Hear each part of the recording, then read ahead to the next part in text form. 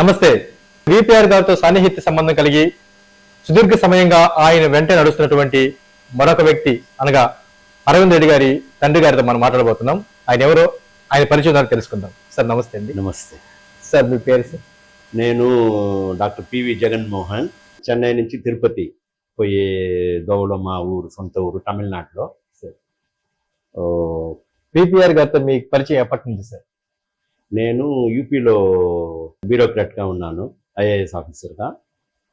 అప్పుడు ఈయన సారు కూడా అక్కడ వచ్చేది, మైనింగ్ అని అదే అని బిజినెస్ పరకంగా వచ్చేటప్పుడు కూడా ఆయన లోపల ఉండే ఆ మానత్వం, మనిదాభిమానం, చారిటీ అదంతా నాకు తెలిసింది.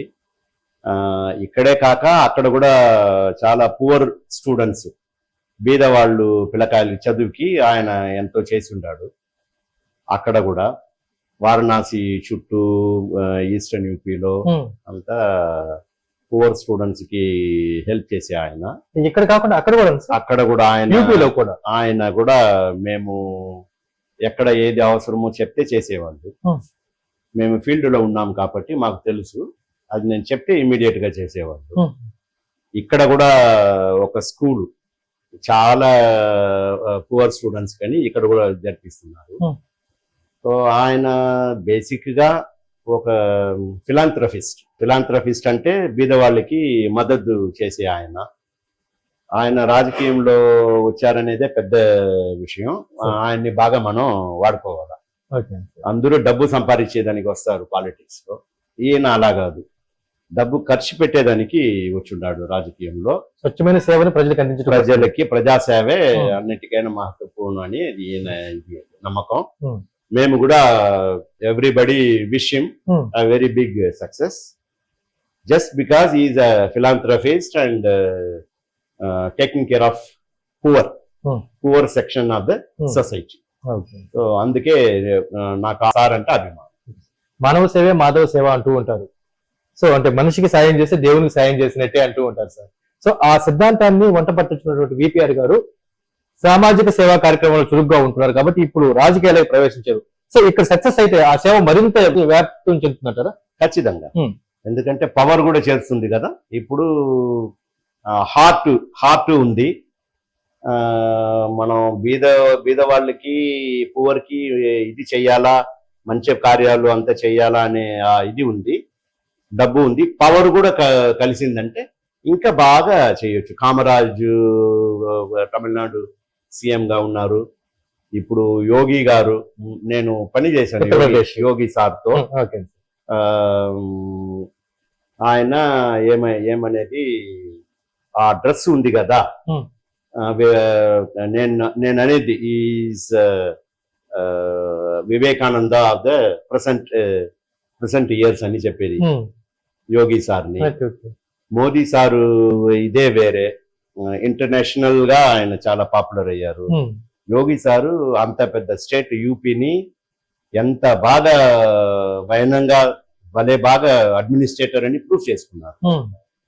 సో నేను ఎప్పుడు మంచి వర్క్ చేసేవాళ్ళు అంటే నాకు చాలా అభిమానం. సార్, విపిఆర్ గారు రాజకీయ అరంగేట్రం చేసి ప్రజెంట్ పోటీలో ఉన్నారు. ఈ సందర్భంగా ఎప్పుడైనా కలిసారా సార్? నేను విష్ చేశాను. ఇన్ఫాక్ట్ ఆ అబ్బాయిని కూడా తీసుకొని పోయి, అబ్బాయికి ఇవన్నీ చాలా ఇష్టం కాబట్టి నేను పరిచయం చేశాను. విపిఆర్ ని మొట్టమొదటిసారి నేను బెస్ట్ విషయం చెప్పాను. సో ఆయన సక్సెస్ కావాలని మీరు ఖచ్చితంగా. It is good for Nellore, good for Andhra Pradesh and good for poor community. Thank you. నమస్తే. వేమిరెడ్డి దంపతుల విజయాన్ని కాంక్షిస్తూ వారికి బెస్ట్ విషెస్ చెప్పడానికి ప్రముఖమైన వ్యక్తి మనతో ఉన్నారు. ఆమె ఎవరో ఆవిడ మాట్లాడి మీరు తెలుసుకుందాం. అమ్మా నమస్తే. అమ్మా బాగున్నారా? అమ్మా స్వర్గీయ పోండ్ల దశరథరామరెడ్డి గారి కుమార్తె? అవునండి, ఒకే కుమార్తె నేనే. ఒకే కుమార్తె అమ్మా సార్కి? ఒకే కుమార్తె, బాబులు గాని పాపలు గాని ఇంకెవరు లేదు, నేను ఒక్కటే. మేము పెళ్ళైన తర్వాత ఉత్తరప్రదేశ్ వెళ్ళిపోయాను కాబట్టి ఇక్కడ పొలిటికల్ గా ఇది లేదు. మాగుంట సుబ్బరామరెడ్డి గారు తోడే నాన్న ఉండేవాళ్ళు, అందువల్ల ఆయన ఎప్పుడు వాళ్ళతోనే ఉండేవారు అనమాట. మా నాన్నగారు ఎలక్షన్ లో ఉన్నప్పుడు మీరు నాన్నగారితో తిరిగే వాళ్ళ? తిరిగానండి బాగా. ఈ పక్క గ్రామాలు అన్ని తిరిగామన్నమాట. అది జనాలకి పైకి వస్తున్నారంటేనే కొంచెం మన ఇదిగా ఉంటది. కానీ ఓకే, ఇప్పుడు జనాలు తెలివితేటలు ఎక్కువైపోయింది. ఓకే అమ్మా, అప్పటి తర్వాత మళ్ళీ ఇప్పుడు తిరిగి రాజకీయానికి అంటే దగ్గర అయ్యారు కాస్తంత. ఎందుకంటే మీ సహచరులు కావచ్చు, ఆత్మీయులు కావచ్చు, మీరు ఏమైనా ఉన్నా సరే విపిఆర్ దంపతులు. ప్రజెంట్ విపిఆర్ అంటే వేమిరెడ్డి ప్రశాంత్ రెడ్డి గారు కోవూరు నియోజకవర్గం నుంచి పోటీలో ఉన్నారు. మేడం గారు విజయం సాధించే అవకాశం ఉందంటారా? ఉందండి. ఎందుకంటే మేడం గారు టీటీడీ నెంబర్ కాకముందే టీటీడీ వెంకటేశ్వర స్వామి ఇది ఇక్కడ విపిఆర్ మండపంలోనే పెట్టారు ఫస్ట్. తర్వాత తన నెంబర్ అయిన ముందే చేశారు కాబట్టి, నెంబర్ అయిన తర్వాత కూడా మేడం ఎక్కడ మీరు అప్పుడైతే తక్కువ నింది, ఎప్పుడైతే మేడం గారు నెంబర్ అయ్యారు గొందికి విష్ణు సూత్రాలు, విష్ణు పాటలు. అంటే నేను పార్లర్కి వెళ్ళాను అనమాట. ఎలా ఎందుకు వచ్చింది ఇది వినిపిస్తా ఉంది లోపల. విష్ణు సంకీర్తనలు, విష్ణు అష్టోత్తర శతనామావళిలు ఇవన్నీ వస్తా ఉండేది. అన్ని వస్తున్నాయి. ఇంత బాగా చేశారు, మేమే పోయి చూడలేకపోయామే. తిరుపతియే నెల్లూరుకి వచ్చినంతగా అయింది. అసలు ఏదైనా వాళ్ళు ఒక కార్యక్రమాన్ని తలస్తే దాని మీద ఒక కమిట్మెంట్ ముందుకు వెళ్తారంటారు. సో వాళ్ళు ఇప్పుడు ఎలక్షన్ లో విజయం సాధిస్తే అంతే విధంగా కోవూరు నియోజకవర్గం అభివృద్ధి సాధిస్తుంది అనుకుంటారు? ఖచ్చితంగా అండి. మేడం వెంట సార్ ఉన్నారు, సార్ వెంట మేడం ఉన్నారు. ఖచ్చితంగా సాధిస్తారు విజయం.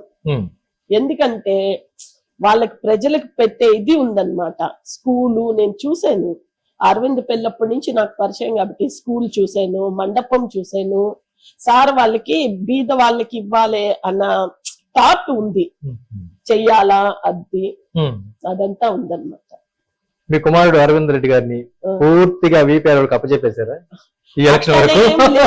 అట్టేం లేదు.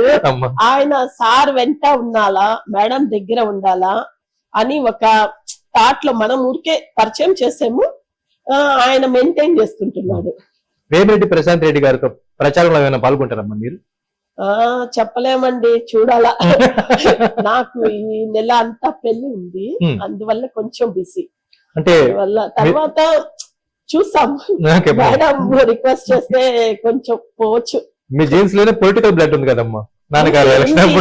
కానీ నేనంత ఏమి మాట్లాడే అంత ఇదేం లేదండి. అప్పట్లో మాట్లాడేదాన్ని. దేగా నరసింహారెడ్డి గారు ఉన్నారు కదా, ఆయన ఒక ఓపెనింగ్ చేశారు నాన్నగారితో టీపీ గూడూరు దగ్గరే. అది ఉంది కదా బాయ్స్ హాస్టల్. అప్పుడు నేను చిన్న స్పీచ్ ఇచ్చాను అనమాట. అప్పుడు వాళ్ళంతా మెచ్చుకున్నారు అప్పుడు చిన్నప్పుడు.